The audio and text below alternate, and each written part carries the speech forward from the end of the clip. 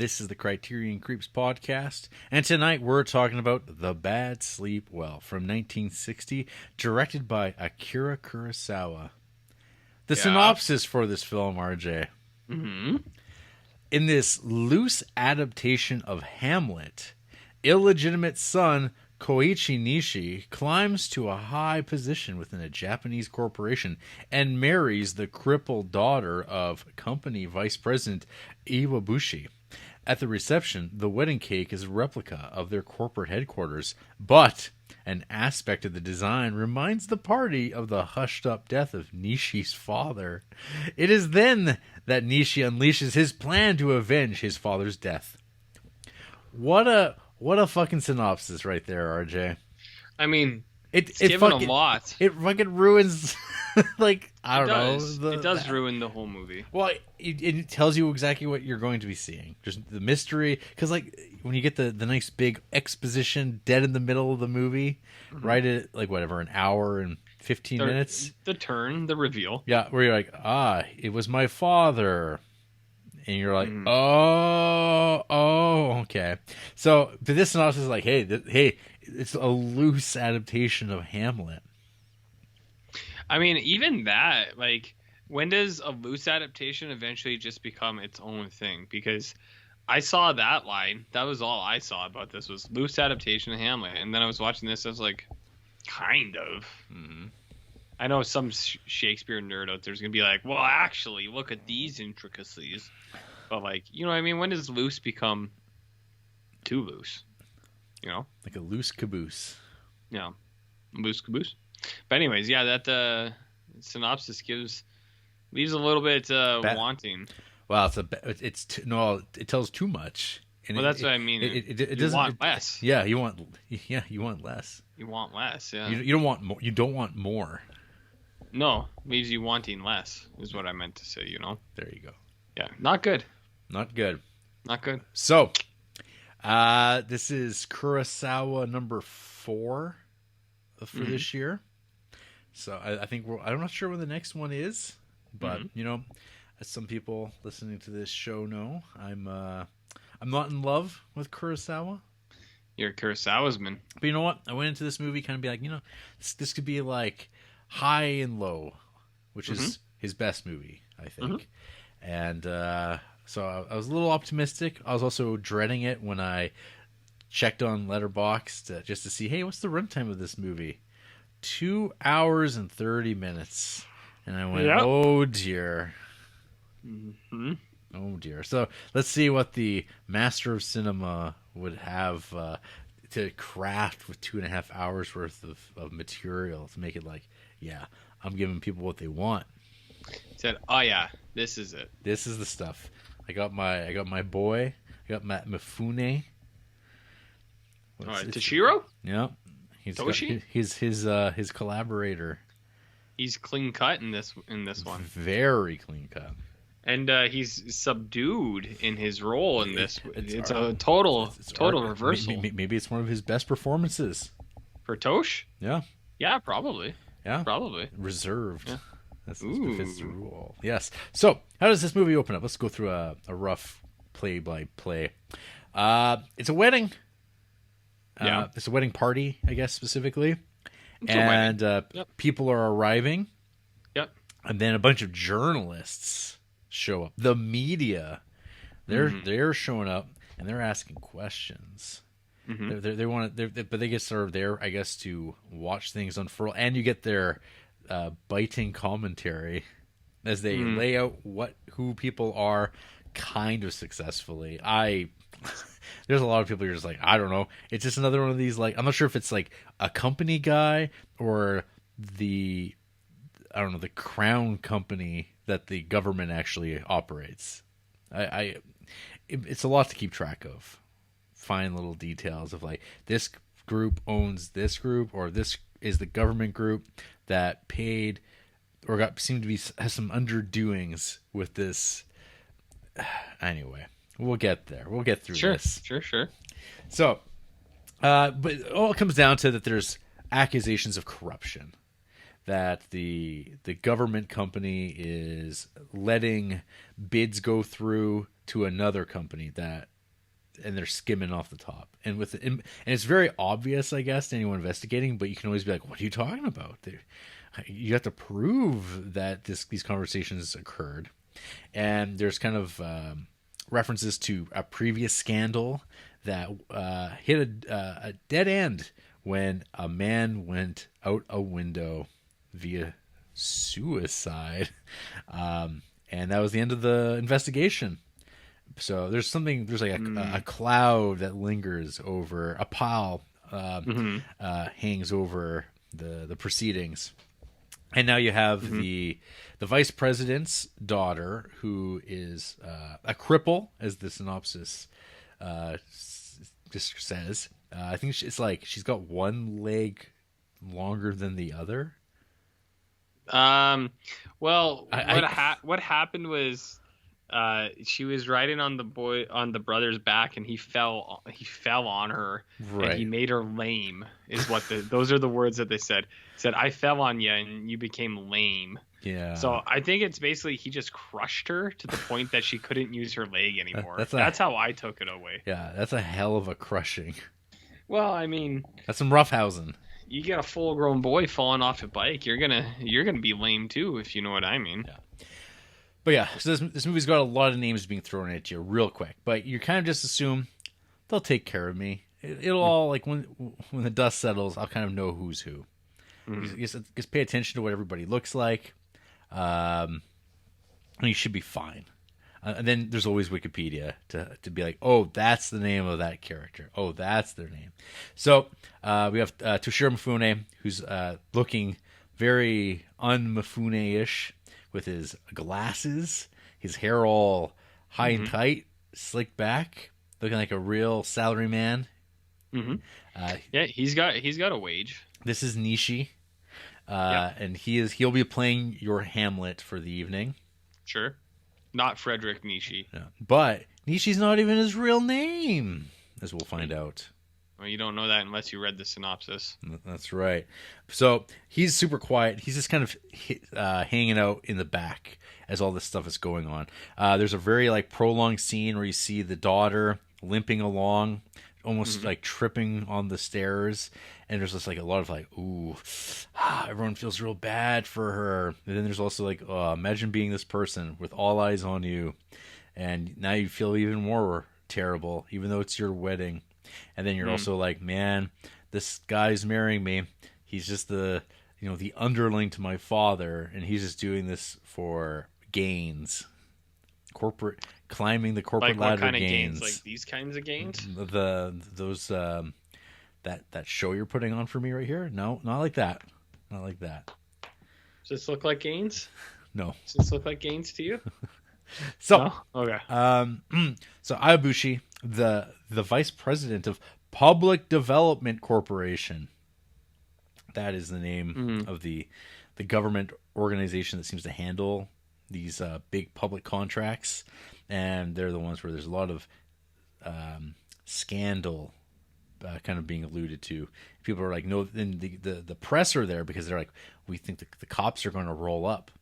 I think things are starting to boil up again, and who are they going to arrest? Who are they going to grab?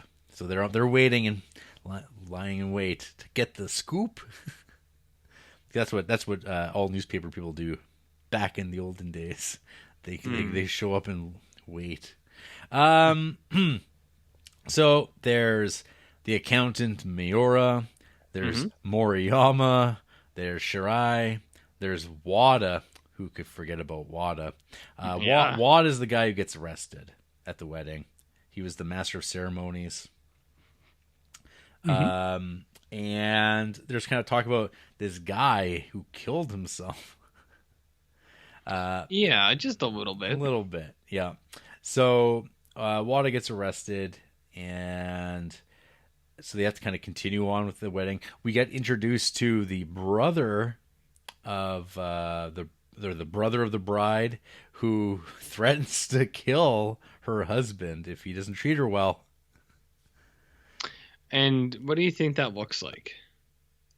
How do you think he would maybe go about that? How he would? I mean, he also likes to hunt duck, as it turns out. What does he do with those ducks after they've been hunted? I don't know. He cooks them up, makes some of that duck fat, puts it on everything. Little confit? Mm-hmm. Little duck confit? Yeah. Little duck fat? Some liver. Have you ever been in that situation where someone's like, "Hey, be good, or I'll get you," and then you go, "Okay."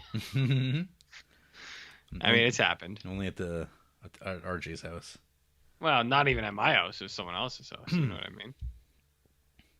Same idea. So the cops roll up. They're starting to investigate. There's a kind of like a brief little montage of newspaper headlines and speculation. Miura is an accountant who gets arrested, and I think he's like outside of like the courthouse or like the precinct, and a lawyer comes to deliver a message, and of course Miura's response is to throw himself under a truck. Well, what would you do in that situation if someone was like, "Hey, buddy, you just got out. Guess what? You're getting arrested again." Wow, I mean, it's like, hey, do the right thing. Be quiet, or else. He's like, oh, better end it all. You're like, wow. It's like that when that lawyer whispered those words, it might as well have been an assassin's bullet. Well, that's what they tell you. And then Wada, after his questioning and release, he goes to try to kill himself by throwing himself into a volcano. That's hardcore, RJ. Well, I mean, that's what the Beck song is about. Listen to the Beck song. It's called Volcano. Send your thetans back into the cosmos. Yeah. Okay. Well, I mean, I don't even know if it's not like the lava is going to get you. It's all the fumes, those toxic fumes. They'll definitely take the air out of you, but you'd probably hit the lava. I don't know. I didn't see any lava though. I didn't. There was definitely steam. There's definitely, there was stuff in the air. Not good. But before he can kill himself, Nishi appears. What does he do? He grabs him. And he gets him? He gets him. And then they fake his death. Right? Yeah. He died? They leave the suicide note at the volcano. Yeah. And everyone's just like, well, I guess he jumped in. Yeah, he jumped in. No remains. He's dead. So they're having a funeral. So Nishi's kind of like this is when he's actually stepped out from kind of like behind the desk of like kind of just being this man lurking around, and suddenly he's now an active participant. And he kind of knew, it was like, after Murad killed himself, I got to keep an eye on this Wada guy, because this guy's going to be instrumental to getting what I need to achieve done, as the synopsis told us. So he's like, hey, I know you're not going to want to cooperate, because we're going to have to pretend that you've killed yourself. So we're going to go to your funeral, and we're going to bug some flowers so you can overhear your boss, my colleagues, talk about you now that you're dead, to really drive home the fact that these guys don't give a shit about you. You're having to like watch your own funeral, and it's because of these guys that you're trying to protect, and they don't give a crap. So yeah, I guess he's convinced, and phase 2 is drive Shirai crazy. So they start using Wada as he would appear in the dark in the alley, walking by, driving by, and be like, ghost. I mean, I like that thing a lot. Spooky ghosts, revenge ghosts, Jared. Yeah, I saw that tag you used. Do you know about revenge ghosts? You're gonna. I did. I mean, I watched this movie. I mean, there's lots of revenge ghosts, but metaphorical potentially. Right. Yeah, I like that ghost scene. It was cool. Right. So there's also like another element of this Shirai thing, is convincing the higher ups that Shirai is also like stealing from the company, or is going to flip, and is breaking up. And of course they're convinced this guy can't be trusted anymore. I think he's ripping us off. I think he's stealing some money for himself. So they send a guy to kill him, which is kind of cool. I like that bit. But before the guy can assassinate him, Nishi intervenes once again, and now Shirai discovers that Wada is just sitting in the back of the car. There's this whistling going on, I should mention, that Nishi does. Mifune's doing his little whistle, humming. Mm-hmm. Yeah, it's a nice tune. It's kind of like boom, boom, ba-dum, ba-dum kind of sound. Flawless. Yeah. And then we get to an office. We go to the office building, to the very office where Nishi's dad got tossed out. And then we get story time, explaining it all. There's like threat that he's going to get killed, that he's going to get thrown out the window, or he's going to have to drink the poisoned whiskey. Yeah, I mean, isn't it all poison, Jarrett? Yeah. So, Shirai decides he doesn't want anything to do with this. He drinks the whiskey, assuming that it's poisoned, and turns out it isn't. But by this point, he's already lost his mind. Yep. He's gone mad or something. Yeah. Well, he drinks it, and it's like, you poisoned him. He's like, no, it's not actually. He's like, it's just rye whiskey. That's Toshiro's voice. He says, it's just a rye whiskey. He said he's lost his mind. I like this Italian Toshiro Mifune. I'm a Toshiro Mifune. I'm a lost my mind on the whiskey. Right. Yeah, so the guy's just gone mad. Yeah. So this is going on. Moriyama, he starts to figure out, based on like what's going on, like why are these guys? What's happening to this guy? What's happening here? This seems a little weird. And they start deducing that, hey, this Nishi guy, there's something about him. He's the only person that seems a constant factor who could benefit from all this, that would have access to this information and know all these things. So they know there's something happening here. He goes and tells Mr. Vice President Iwabushi, and Tatsuo, the brother of the bride. He overhears like part of this conversation about how Nishi is trying to destroy the family, and he's married his daughter for all these reasons, and he's just like, Nishi, you get the fuck out of here. You stay away from this family. Yeah, and I mean, I do the same thing daily, sometimes more than daily, and then sub-daily. Yeah, and then RJ, Moriyama is abducted by Nishi. Because you just go around doing whatever you want in Japan. You need to kidnap a grown man, you just go get him. I mean, you could do that here, too. No. If you wanted. I guess at some point I should mention that we are also introduced to Nishi's best friend, Itakura, who's the real Nishi. Yeah, there's mention of a name swap in there. Yeah, you know what I mean? Just because that's what you do when you're friends. Well, I mean, I sometimes go by Fudge. Yeah. Fudge Duncan. Yeah. Well, I mean, it's all in the name of revenge. Well, yeah, that's how I was using it. So I would, if I was you, buddy, I would stay away from Missouri. There's a lot of people who got that name that it's not going to be nice for you. So, anyways, no. Yeah. Nishi takes Moriyama to this like old abandoned factory ruin, takes him down to like this room, locks him in there, and his plan is just like, I'm gonna starve you. We're gonna question you until you break. And that takes up an awful lot of the runtime of this movie, I feel. That is a lot of it. Like a lot of it. Like almost like this, bit. It's almost like the movie ran out of steam and decides, hey, let's do this for the next 30 minutes. 30 at least. At least. Because this was like an hour and a half in, and then this is the last hour. It's basically just the questioning. I feel like at this point one might say it kind of it goes off the rails a little bit. I think, because you're just like, why is this still going? And then because Wada's working with these two, Nishi and Itakura.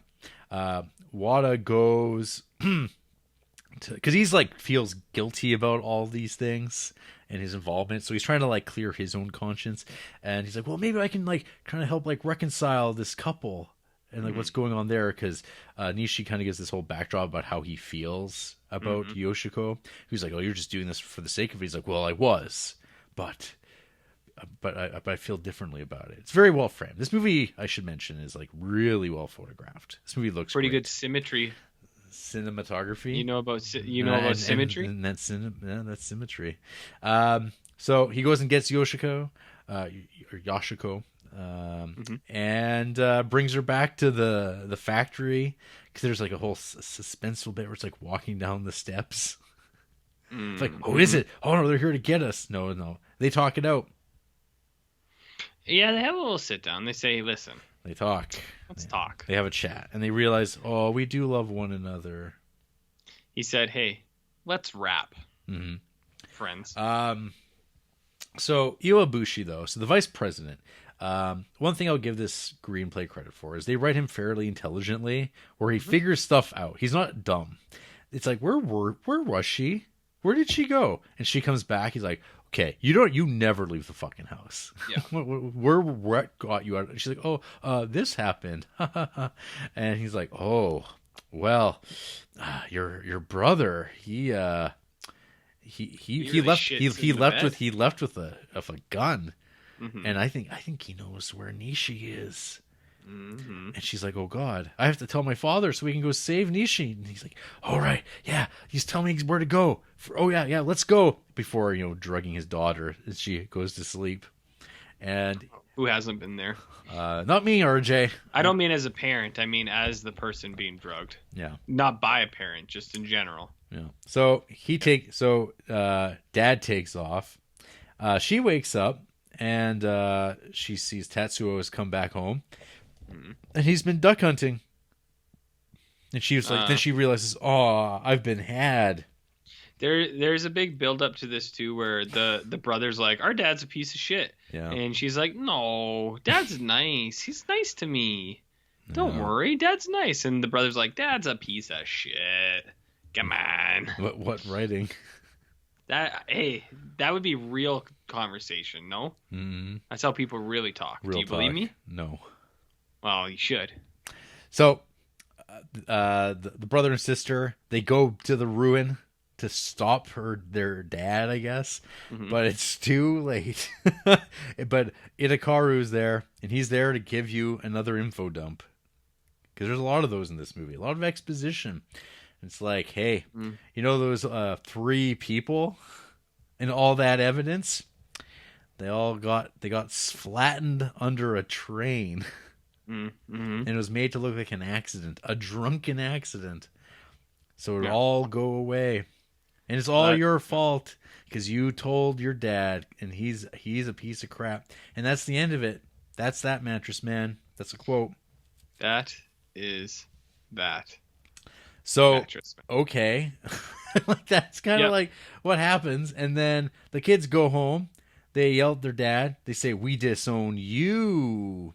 And we're out. You've lost your children. And he's like, oh, shit. Well, I got to take a phone call now. Got to call my superiors. Let them know everything's taken care of, sir. Asks about retirement. He's like, well, I'm able to take a vacation. Oh, man, it's been so long since I slept. I didn't sleep at all last night. I almost lost the sense of time. And that's the end. That's the end of the movie. And I remember watching this, the ending just comes up. It's like, what the fuck? That's it. That's the end. Like I'm not like a guy. It's pretty abrupt. It is abrupt. It feels extremely abrupt, and it's not like I want closure. I mean, I'm fine with like the good guys losing. Like that's fine. That's acceptable. Yep. But this is just like I don't know. He says, "What's that? I got a vacation." And it's over. There's no final shot. Like, there's nothing about there's that. no fin. But as the title told us all along, RJ, the bad sleep well. Yeah, because they don't have feelings, Jarrett. Well, they resigned themselves. Do you think this would fit into your January? Is it noir? It's noir. It's noir-ish. Yep. No, 100. Absolutely. Yeah. Okay. So yeah, I will say I like my non-Chunbara Kurosawa more. It's a Chunbara. Samurai movies. Oh, okay. Yeah. But yeah, so the movie looks good. It is way too long, and there is so much exposition. It is ridiculous. It is unnecessary. It's too much. It's way too much talking. And the first half of this I thought was like pretty solid. Had my full attention. And then there just comes this point where it's time to go to the ruin, and it's just like spinning wheels. And it's like, this could be done way more concisely. And I don't know. It's not very the way the path it takes isn't very convincing in terms of like what happens now, and then this happens. It's just it's melodramatic. Some might say, which feels weird, like because it should be a little bit more. I don't know. The whole movie kind of feels like that. Really, it's so convoluted. This revenge scheme. But then suddenly it's like, let's just grab people and kidnap them, because now it's time for the plan to go underway. It's like, he could have done this all along. Like, I don't know. There's nothing that changed with getting married. Right? Like, unless I'm wrong. Unless like I'm totally misremembering something. Like, what? No. Yeah. I don't think so. He doesn't gain any more access. It's like, he could have just been a guy. Well, actually, I mean, he didn't become the secretary until he married the daughter. Okay.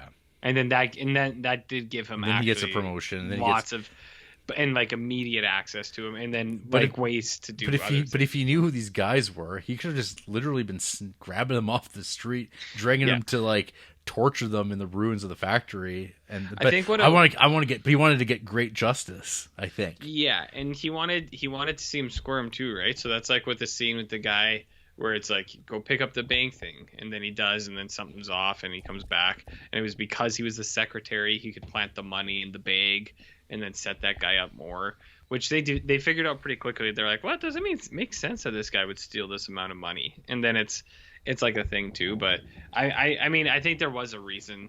The marriage was to become secretary, and to become secretary was to get like closer and have a few more ways to fuck with this guy.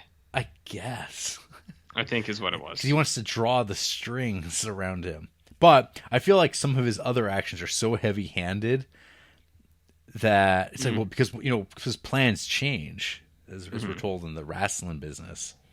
But it's like, well, you could have just done all those things.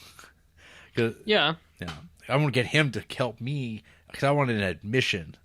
It's like, well, we drove that guy crazy. It's like, yeah, I mean, that one was a little goofy. Yeah. The getting crazy was a little goofy. And then this other guy, we're going to starve him till he admits his part and torture. And tells us where the evidence is to prove that my father was innocent. I guess like that's ultimately his goal, is to prove his father's innocence and clear his father's name. Well, that, and just to seek revenge. Right. And also it's all the service to like trying to make an entertainment movie. But is it entertaining in itself? Well, you tell me. I don't know. Watch High and Low. Like that's okay. Yeah, this movie is not that. Okay. What did you think of this movie, RJ? I mean, I think this movie it's a mixed bag. There's parts of it I really like, and then there's parts of it that I'm like, so I think the if you pardon, it's like a there's death parts rattle. Where I do that. Where well, it's like a I think the first half an hour of this movie is real good. Where I'm like, yep, it's not like amazing shit, but I'm like, I like this. They're hitting all the beats you want. They're setting stuff up real good. Something is happening, and then like because of this description, I was like, okay, I mean, I guess I know what is happening here, but I wish I didn't have that. So that's the setup. The first half an hour is real good, where all these things are kind of falling into place, and you see like all the ways that he's setting up the big guys to start taking hits, and you're like, very nice, very good. I like the setup where the guy goes to jail and he comes out, and then right then he slips them some more info, and it's just like, and then he also slips a thing, that kind of eventually leads to this guy just jumping in front of the truck. I was like, I like that too. That's also good. So those two things were good. Those were cool. And then what was I gonna say? The intro setup awesome, and this movie in general looks great. It's framed real nice, great symmetry, Jared. I know you're a big symmetry boy, but You talking about that composition? I am. I'm talking about the frame, man. The point of focus in that frame. It is toot sweet. Uh, that's a that's like a movie term if you're unfamiliar. So yeah, Hashtag toot sweet. hashtag toot sweet. We can get that started. I think the setup's awesome. And then I think once you start to learn, like once he does kind of reveal, I'm still on board at that point too. Like when he does make the guy basically go crazy, you go, okay. Like I was still fine with that. Where it does lose me though, and this is the only kind of thing that I was like, oh man, I was like, that's a bummer. Is when they start the hunger strike or the Hunger Game interrogation, where it's like it gets super playful, and I don't like the tone. the music. The music and the tone is like boop boop doo doo doo doo doo doo doo. It's like, and they're like, yeah, they're starving a man. But the guys are like, But it's joking. Hey, let me out, you guys. Jeez. Yeah, it's like, guys, I'm hungry. Guys, let me out. And you're just like, all right. But it is like the music is so chipper and like gleeful that you're just like, you're like, this doesn't match anything that we've seen in this movie so far. And it's so out of place. And it's kind of like what you said. It's like that thing just seems like they're just like, hey, can we get like another half hour out of this? And they're like, if you need, we can. Apparently somebody wanted that. But everything else around it wasn't like that at all. Like everything before wasn't like that, and then everything after. So like when girlfriend comes to see Toshi, and they have like a tender moment, like that's a serious thing. But then it goes back to like the like the circus Seinfeld stuff, circus torture music. But it like I can't even remember what the music's like. It's just like do do boom boom ba boom do do. It's just like it's real goofy, and you're just like, I don't like this. It's too playful. It really is, because the movie is like, you're setting up this big thing. And it's like, just make it serious ass the whole time through. And I think I would have liked that a lot more, because I was super into it until that stuff started happening, and then I dropped off real quick, where I was just like, man, I was like, you didn't have to do that.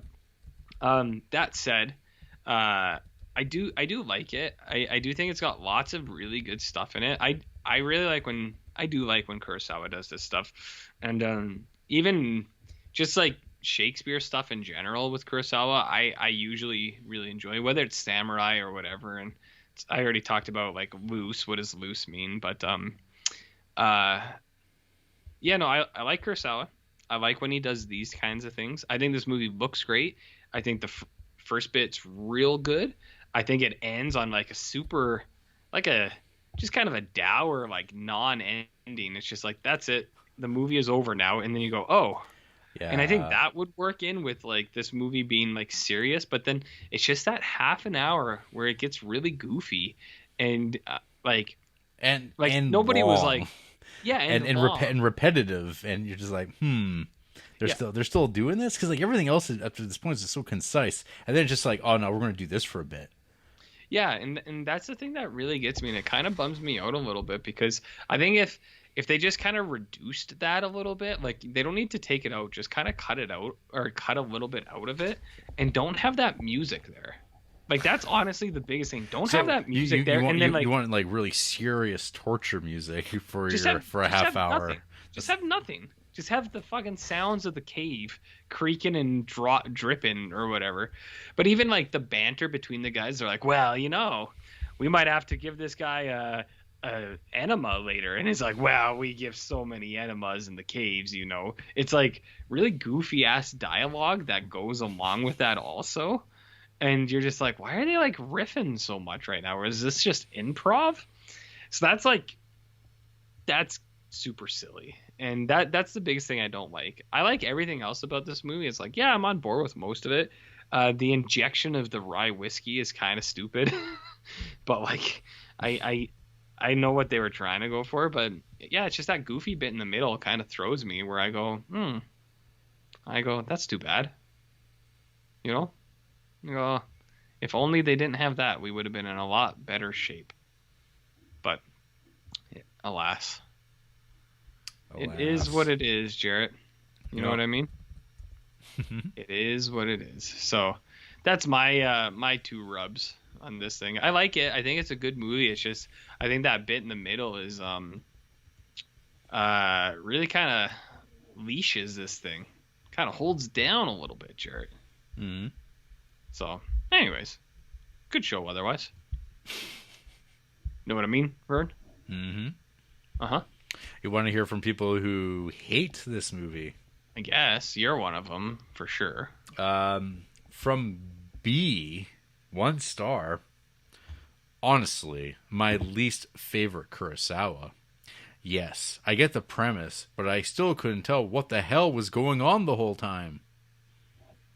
That's not accurate. This movie's not hard to understand, and I am saying that, so you know that's true, right, Jarrett? Mm-hmm. I mean, one thing I will give B credit is that he rated Little Nicky 4 stars, and it's like, yeah, Little Nicky probably is a 4-star film. You familiar with the Adam Sandler film, Little Nicky, Jarrett? I'm aware of it. Yeah? You know about that one? You've heard about that one? Uh-huh. Okay. Other 5-star films include your favorite movie, Prisoners, and It's a Wonderful Life. Favorite films are Swingers, Black Narcissus, Amicord, and Network.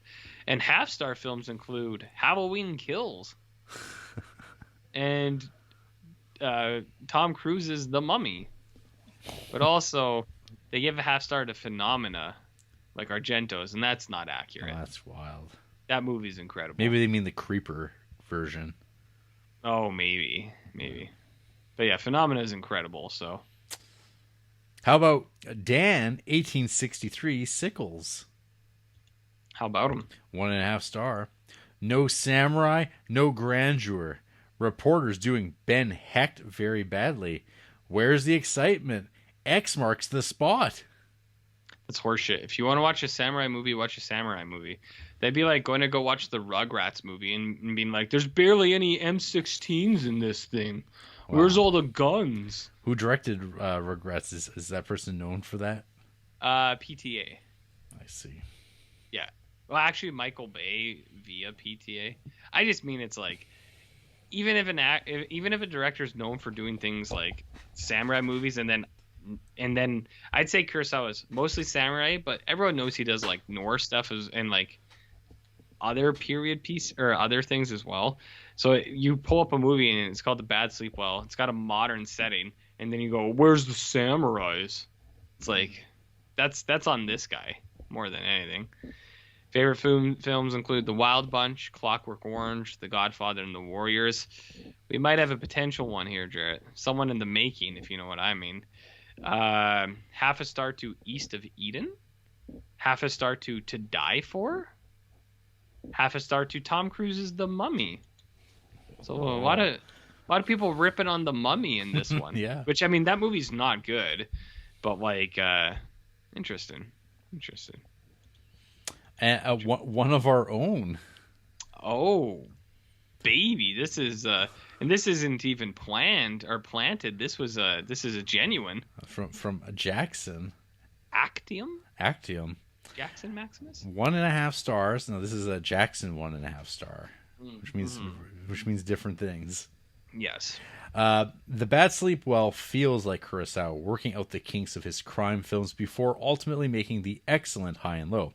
But despite it feeling primarily like a film that's more so experimenting with the genre, there is no shortage of excellent moments.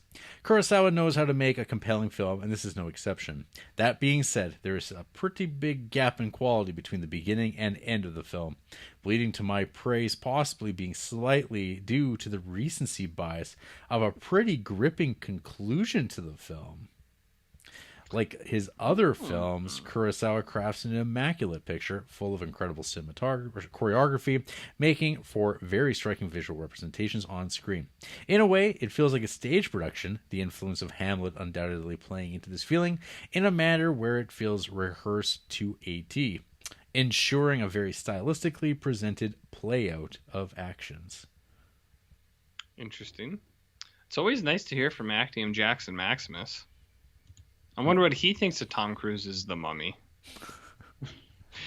Favorite films of Actium Jackson Maximus include To All the Boys I've Loved Before, Home Alone 2, Home Alone 1. I'm just kidding. Those are his most recent ones. Mm-hmm. He just does the thing where it's his most recent liked movies and his favorites. But in his bio, Jackson says 2 stars is good. And I'm very confused at how Jackson rates films. Very confused. But he's only got 1 5-star film, and it's Big Lebowski. And he's got a few 4.5-star films, and one of them is Cruisin'. So, you know, nothing wrong with that. All good things. Elevated cinema. Elevated. How about one more, RJ? Sure. Kevin Guo? 2 stars. Okay. This was self-indulgent in its runtime, and I really felt that the film could have been trimmed down significantly. That's it. I mean, Kevin Guo, you're not wrong. It's like saying the same thing. Yeah, he's not wrong. Witness for Protection, The Best Years of Our Lives, The Dark Knight, and Mulholland Drive. 1/2 star to Rambo: Last Blood. I don't know about that, bud. What other 1/2-star films we have in here? Lots of Transformers films. G.I. Joe. Ooh, here's a big one. 1/2 star to King Arthur: Legend of the Sword. No. That movie's pretty good. Pretty real good. I encourage everyone this Christmas to watch King Arthur: Legend of the Sword by Guy Ritchie. Watch that scene where he's working out. It's good. It's good. I was just looking ahead, RJ. I think it's like 100 movies from now that we watch the next Kurosawa. Oh, I thought you were going to say 100 movies from now until we watch King Arthur, Legend of the Sword. No, longer than that. And after that, it's like another like 208. I think it's like 400 movies before it's the next one, and then 100 after that. So we're kind of getting off the Kurosawa train for a while. For how long? What the rate we're going? God damn. 2 years? 2 years until Kurosawa? So we do like 6 in a week, and then now we have fucking 2 years? Why didn't they space this out better? I don't know. You know what I mean? And I believe we'll be watching right before that Berlin Alexanderplatz, the 14-hour long TV series. Well, you will be watching that. I don't think I'll be watching. You like that? You like you like Rainier Fassbender, don't you? You like that guy? Yeah, in TV form. in 90 minutes. Oh. Sure. You can watch. I don't know. We can do that episode, but it's got to be. That's the only episode we do that whole month. It's gonna take me 4 weeks to watch that fucking movie. Oh, you watched an entire half a season of Star Trek in that time. Well, that was when I was in lockdown. Remember? I had nowhere else to go. Well, maybe there'll be another pandemic happening by that point. Well, fingers crossed. Maybe we'll really open up Pandora's box before then.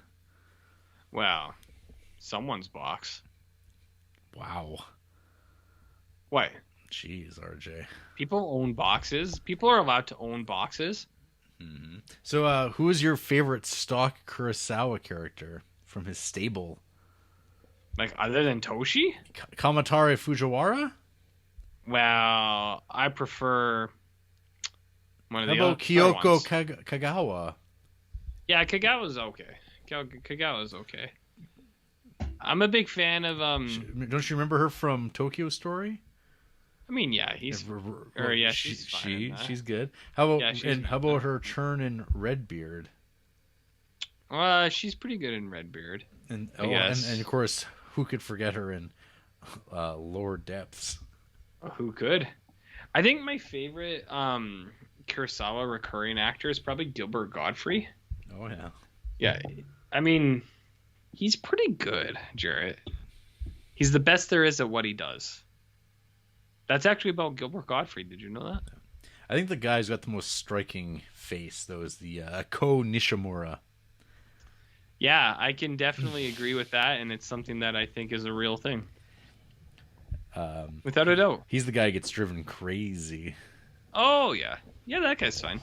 They're all good. They're all good. Some of the older guys are good. No. I like the older guy in the Hunger Strike, whoever that is. Oh, that or would not be... Hunger Strike. Yeah, he's not being starved to death. Man. Yeah. Takashi Shimura from Seven Takashi Samurai, Rashomon, Ikuru. Yeah. I mean, come on, we all know him from Ikuru. Well, I know him from... He's in Too Fast, Too Furious. He's one of the cars. Oh. Yeah, it was real like, method acting. Did his soul get transferred into it? No, it was method. Okay. It was method acting. Don't you know about Jared Leto? Same idea. Same thing. Same thing.